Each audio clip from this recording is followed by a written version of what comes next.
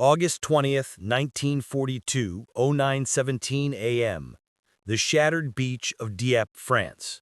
The air is a toxic perfume of burned diesel, cordite, and the salt spray of the English Channel. Hauptmann, Captain Eric Folge Giel, an ordnance expert with the 302nd Infantry Division, steps around the twisted steel carcass of a landing craft. His polished jackboots are caked in bloody sand and wet gravel. He and his team are doing the grim technical work of battlefield intelligence, assessing the enemy's failed attack. And they are looking at a joke. Before him sits a tank, its left track shattered, beached and abandoned by its crew. It is an infantry tank Mark III, a Valentine. "This one," his lieutenant says, tapping a notepad. "The plate, it's not British Montreal." Folge raises his Leica camera and snaps a photo. He runs a gloved hand over the steel. It's a Canadian-built Valentine, one of the mainstays of the 14th Canadian Army Tank Regiment, the Calgary Regiment. Dozens of them now litter this beach, smoking monuments to a catastrophic failure. Folge is a professional. He's not here to gloat. He's here to learn. He climbs onto the hull. The armor is thin. He measures the glosses plate, 60 millimeters. The sides, 60. The turret, 65. "Adequate," he dictates to his adjutant, "against our 37 Lem or 50 Miss guns. But against the new 7.5 centimeter pan granite, it is paper." He drops down and peers at the main gun. It is tiny, a 2-pounder, 40 millimeters. "A Dorner," the lieutenant smirks. "Useless against our Panzer." Folge grunts in agreement.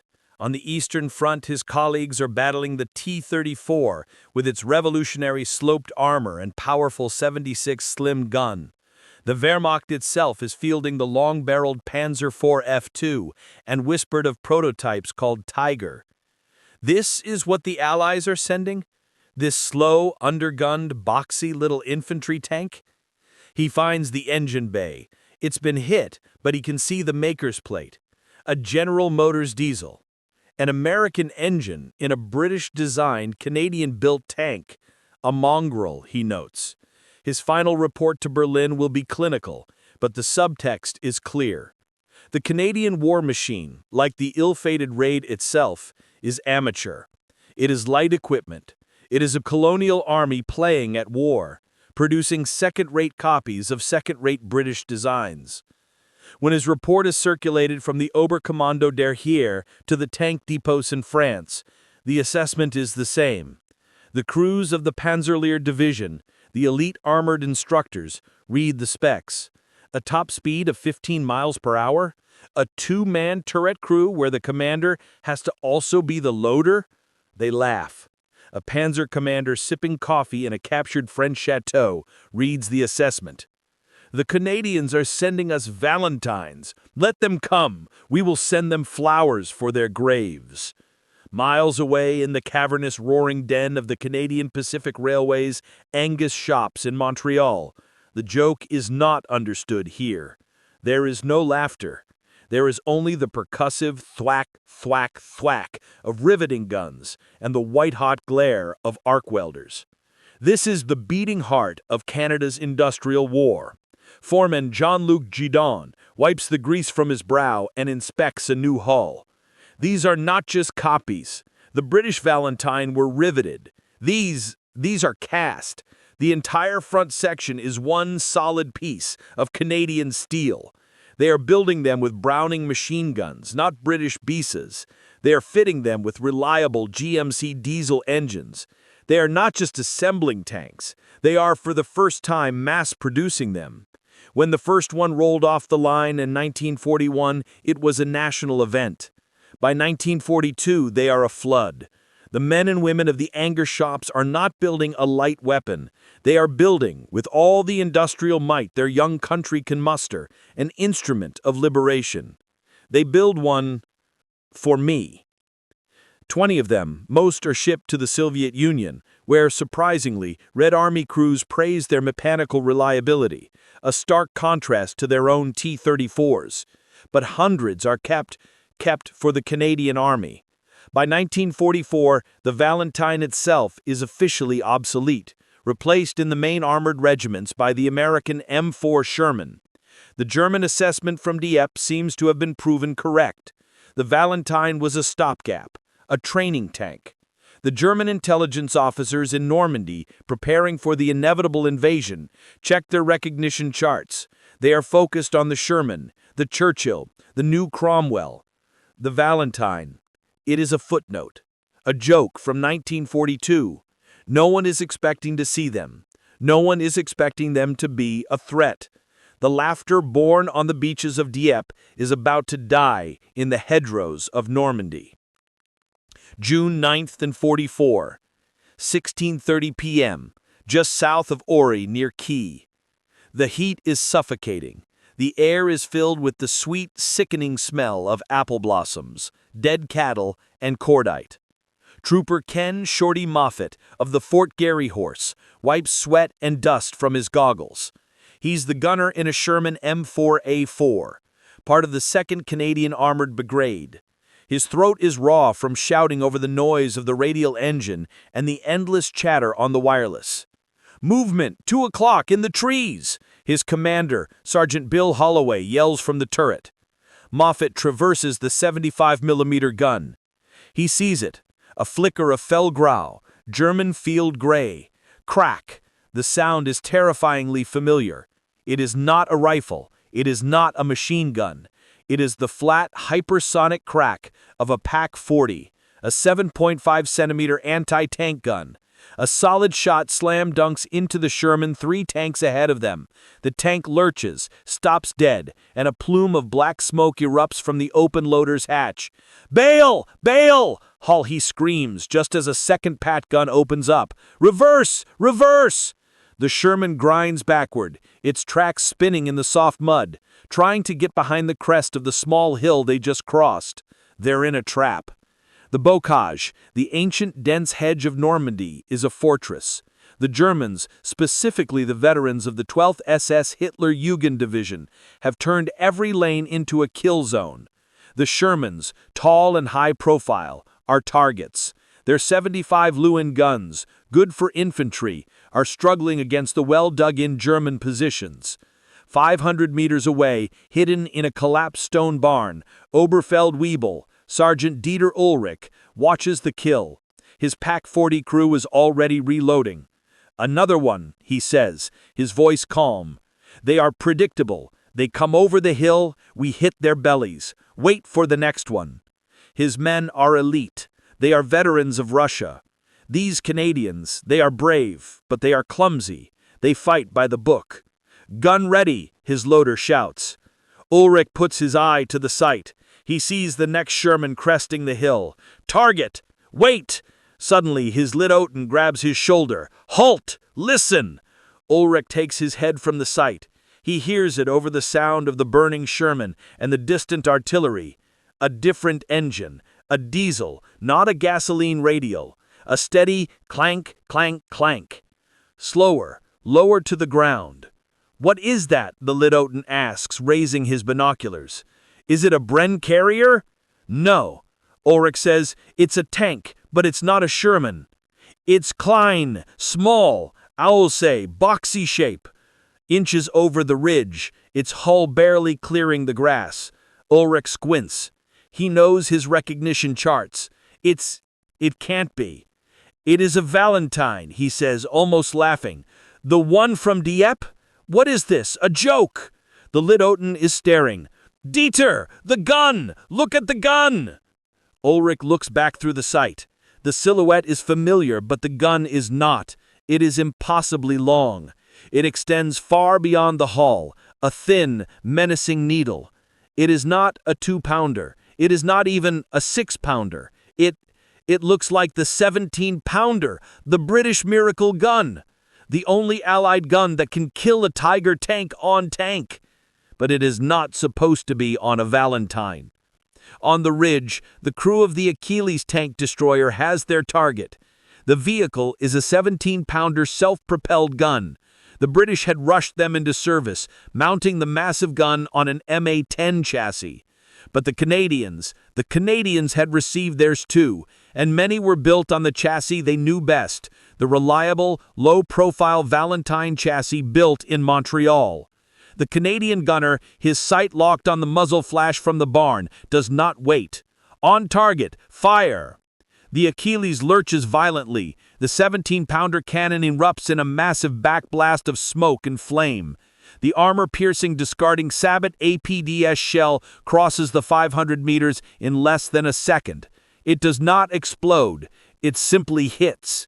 The shell, a tungsten carbide dart, punches straight through the thick blush shield of the Pak-40, obliterates the gun breech, and kills Dieppe and his entire crew in a single catastrophic impact. The Lidoughton, 10 feet away, is thrown against the stone wall. The Canadians are not just using old tanks. They're using them in ways no one anticipated. They are quiet, they are low, and they are armed with the deadliest gun on the battlefield. Suddenly, every hedgerow, every small barn, every ditch is a threat. The joke from Dieppe is now the buggy man of Normandy.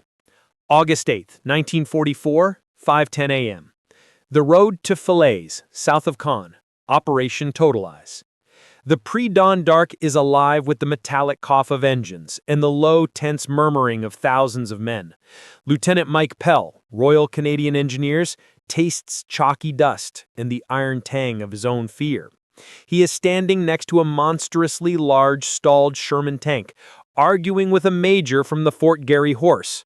"Sir, my men can't clear it, not in the dark." "I don't have a choice, Lieutenant," the major snaps, his face a pale mask in the gloom. "The Air Force have bombed the carpet, but intel says the 12th SS relayed the whole field. That road, that is the attack. If we can't get the armor through, the whole operation stalls and the infantry gets slaughtered." Pell looks down the road. It is a perfect, flat, straight Roman road flanked by fields, and it is a perfect, flat, straight killing field. He can smell the mines, the freshly turned earth, the telltale scent of explosives. 2 kilometers away, in a well-prepared trench system under a fissure, Sergeant Kurt Vogel of the 12th SS Panzergrenadier Battalion allows himself a thin, proud smile. His toy's garden, his devil's garden, is a masterpiece. 3 layers deep, telemines to break a tank's track, interlaced with bouncing Betty S mines to shred the infantry that would inevitably follow. The road is not just blocked, it is plugged. He and his men had worked all night under the thunder of distant bombers, replacing the mines the planes had disturbed. He listens. He hears the low rumble of the Canadian armor. Clink, clink, squeak. Then, as expected, the lead tank stops. Vogel chuckles to his corporal. They smell it. They're afraid. Now, they will send the poor infanterist with a such mine detector, or worse, a bayonet. Wait for the flare, then let the MG-42s sing. And his machine gun teams, dug in with perfect interlocking fields of fire, check their belts. They are waiting for the tin plot soldiers to try and clear the field by hand. Back at the Canadian line, the major points his chin. "You're not clearing it by hand, Pell. You're clearing it with that." Pell turns. Through the pre-dawn haze, a shape is clanking forward. It's a low, boxy silhouette, a Valentine, but it has a grotesque-looking contraption mounted on the front, a massive horizontal drum bristling with thick, heavy chains that drag on the ground. It is a Valentine flail tank, attached from the 79th Armored Division's funnies. The chassis, Pell recognizes, is Canadian Angus shops, Montreal. The tank named Bad Attitude, in rough white paint, pulls up. The commander, a British sergeant from the Royal Engineers, nods to Pell. "Morning, Yank." "Canadian," Pell growled. "Right, Europe. Your infantry is right behind me. Tell your boys to stay back 100 yards. This gets messy." The driver of Bad Attitude, a corporal from Quebec named Luc, gives his levers a reassuring pull. He had worked in the Angus shops. He knew this GMC diesel engine wouldn't fail. "What is that thing?" the major asks. "It's a flail, sir. It beats the ground to death," Pell says. "If it works." "Right," the sergeant says over the radio. "Driver, rotor on." Luke engages the power takeoff with a deafening rising that sounds like a giant's buzzsaw. The drum begins to spin faster and faster, 140 RPM. The chains, each weighing several pounds, blur into a solid, thrashing wall of iron. "Driver, advance!" 5 miles an hour. No faster, no slower. Oh, Bad Attitude lurches forward, its engine screaming over the sound of the flail, and enters the Teufels garden in his trench. Kurt Vogel's jaw drops. "Was ist das a Midressa? A combine harvester?" He watches, frozen in disbelief, as the tank deliberately drives into his minefield. The first chain hits a pressure plate. Kaboom! A telemine erupts in a fountain of black earth and smoke just in front of the tank. The explosion is massive. The Valentine shudders but keeps coming. Boom! Kaboom! Boom! The flail beats the earth, a relentless mechanical demon setting off mine after mine. It is carving a 10-foot wide path of cleared, churned soil. "Fire! Fire at it!" Vogel screams. His MG-42s open up. The green traces ping and spark off the tank's hull. But the Valentine, designed as an infantry tank, has armor thick enough to shrug off machine gun fire. A young Panzer grenadier next to Vogel raises a Panzerfaust. He takes aim at the tank's side. He fires. The shaped charge rocket streaks across the dark and hits. It strikes the spinning, thrashing wall of chains. The charge detonates on the flail, shredding a dozen chains and shattering the arm. But the blast is dissipated, deflected. It never touches the tank's hull. Bad Attitude doesn't even slow. In the driver's seat, Corporal Luke is blind, driving purely by the commander's instructions, his hands vibrating so hard his teeth ache. The noise is inhuman. The chassis, the good Montreal steel, is holding together. Lieutenant Pell watches, his heart in his throat. The tank is a monster, breathed in smoke, dust, and the orange flashes of its own detonations. It clears the 300-yard minefield in 3 minutes. It reaches the far side, stops the flail, winding down. A silence heavy and absolute falls over the battlefield. The Teufels garden is broken. "Signal the FGH," the major says, his voice. The breach is open. Pell turns to his infantry. "Go, go, go. On the flanks of the road, follow the tanks." He blows his whistle. The silence is broken by the roar of 20 dozen Sherman engines firing to life. The Fort Garry horse tanks surge forward 2 by 2 down the safe, beaten path carved by the Valentine. For Kurt Vogel, the battle is over. His masterpiece ruined, his position flanked. The joke tank, the combine harvester, was this, without firing a shot, completely unhinged his defense. The reliable, adaptable Canadian-built chassis, once dismissed as light equipment, had proven that winning a war wasn't just about the size of the gun. It was about having the right tool for the job. And the Valentine, it turned out, was the toughest toolbox on the field. August 14th, 1944, 11:20 a.m. The village of Saint-Lambert. The air is thick with the stench of the Falaise pocket. It is a nauseating miasma of cordite, dead livestock, and the panicked, oily smoke of burning German vehicles. This is the escape route. The castle and the entire German 7th Army is trying to force its way through this one narrow gap. For the Canadians, the order is simple: close the gap. Corporal Tom Mouse Gannon, 27th Armored Regiment, the Sherbrooke Fusiliers, has his eyes pressed to the driver's slit. He's not in a Sherman. He's an Angus Pride, a Valentine McInnes. His is the Recce Troop. The Germans laughed at the Valentine for being small, slow, and undergunned. By 1944, so did most of the Allies, but the Sherbrooke CO knew exactly what he had. The Shermans were tall, noisy, and drank gasoline. Their silhouettes were unmistakable. The Valentine, with its low-slung Montreal-built chassis and its quiet, reliable GMC diesel engine, was a ghost for reconnaissance. It was perfect. "Easy, Mouse," his commander, Lieutenant Sharp, whispers over the intercom, into the courtyard. "Slow. Don't throw a track." Gannon eases the tank over a pile of rubble and into the shell of a farmhouse. The tank is small enough to fit inside the remaining walls, vanishing completely from the road. Sharp raises his binoculars. The main road through St. Lambert is a junkyard of burning panzers, horse-drawn carts, and retreating infantry. But something big is holding the crossroads. In the command Kupila of his Königstiger, King Tiger, SS Hauptmann Oskar Klauser of Panzerteilung III scans the ruins. His 70-ton tank is a fortress. His 88 Milas fall-through gun, the Long 8, has already destroyed 6 Canadian Shermans this morning. They burn like Ronson lighters. He is exhausted, his crew strung out on Pervetin, but he is a professional. His orders are to keep this road open. He listens. He hears the high-pitched whine of Sherman radial engines to the south. Predictable. He hears the chatter of his own MG-42s to the west. He hears nothing else. They will try to flank us, Close says to his gunner. They will send Shermans down the main road. Wait for them. Let them come within 1,000 meters. Do not waste ammunition. He scans the ruined farmhouse 400 meters away. Nothing. Just rubble. He is looking for a Sherman. He is not looking for a light Valentine from 1942. Inside that rubble, Lieutenant Sharp's hand is shaking so badly he can barely hold his microphone. Grid 455781, he whispers, his voice cracking. 1 Tiger B. Repeat, Königstiger, in the crossroads, hull down behind a truck. He is stationary.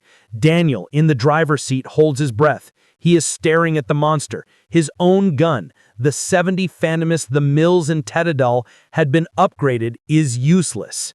To fire would be suicide. His entire purpose is not to fight but to see. The German tank commander in his high cup turns. He seems to be looking right at them. Gannon's heart stops.